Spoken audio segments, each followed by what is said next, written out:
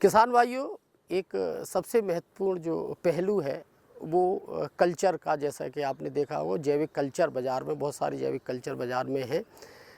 जैसे कि आपने देखा होगा पीएसवी है। पीएसवी जो कल्चर है वो फास्फोरस के लिए। राइजोबियम जो कल्चर है वो अपने जितने भी जो नत्रजन वाली जो फसलें हैं, दलहनी विशेष रूप से जो फसलें जिनमें कि गांठें जिनकी जड़ों में पाई जाती उनके लिए बहुत अच्छा है। और तीसरा जो कल्चर है जो विशेष रूप से जो कंसोर्टिया जो एनपीके का है।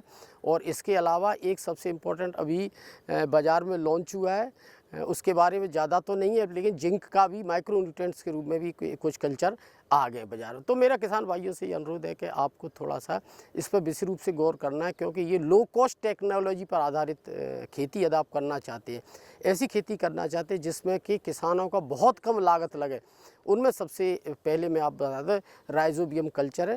वो जवाहरलाल नेहरू कृषि विश्वविद्यालय से बना हुआ राइजोबियम कल्चर है, वो बहुत काफ़ी इफ़ेक्टिव है और इस प्रकार के ये कई कामों में आता है। एक तो सबसे पहले ये जो राइजोबियम है वो बीज उपचार में भी कई लोग करते हैं, और राइजो विशेष रूप से जो ग्रंथियाँ जिसमें होते हैं, नोडुल्स जिनकी जड़ों में होती है, उसमें नाइट्रोजन फिक्सेशन का काम करते हैं। राइजोबियम के बारे में ऐसा बताते हैं हम लोग कि ये कम से कम 30% तक ईल्ड अकेला बढ़ा सकता है, ये राइजोबियम का सबसे ज़्यादा उपयोग किया जाए तो।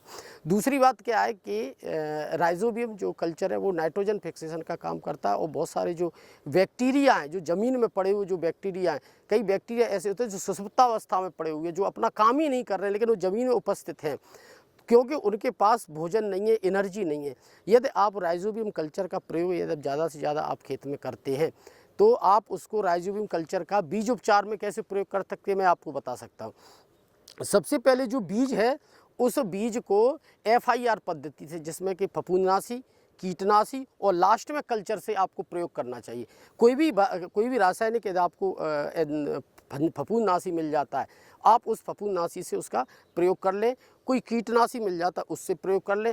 जब लास्ट में आपका कल्चर बच जाए तो उस कल्चर को 100 ग्राम गुड़ लेके, गुड़ का घोल बना के और 100 ग्राम गुड़ के घोल में उस पूरे कल्चर को डाल दें, और फिर उस कल्चर का प्रयोग विशेष रूप से आप जितने भी बीज हैं उनके, जब कल्चर आपका पूरा तैयार हो जाए, बीज आपका फफूंदनाशी तो कीटनाशी से सूख जाए, उसके पश्चात जब पूरा वही काला सा पदार्थ है वो पूरे बीज के ऊपर आपको लपेट देना चाहिए, पूरे बीज पर लगा देना चाहिए। या तो एक किसी मटके में रख लें, उस मटके में हिला के पूरा, आप देखोगे कुछ समय बाद आपका जो बीज है पूरा काला काला हो जाए, यानी उसको कल्चर से आपने बीज को ट्रीटेड कर दिया। फफूंदनाशी और कीटनाशी के बाद करना है। ये FIR सिस्टम है, जिसमें FIR यानी R का मतलब राइजोबियम से। तो आप देखोगे कि आपका बीज, ये समझ लो आप कम से कम 90%, 70 से 80% तक का जो बीज है वो आपका उससे हो जाता है, फफूंदनाशी और कीटनाशी, और शेष जो बचता है 10-20% वो कल्चर से हो जाता है। ये कल्चर क्या करता है, बीज को प्रोटेक्ट का करने का तो काम करता ही है, साथ में नाइट्रोजन फिक्सेशन का काम करते, नाइट्रोजन की अवेलेबिलिटी को भी बढ़ाता है। तो इस प्रकार से किसान भाई आप राइजोबियम कल्चर का प्रयोग कर सकते हैं।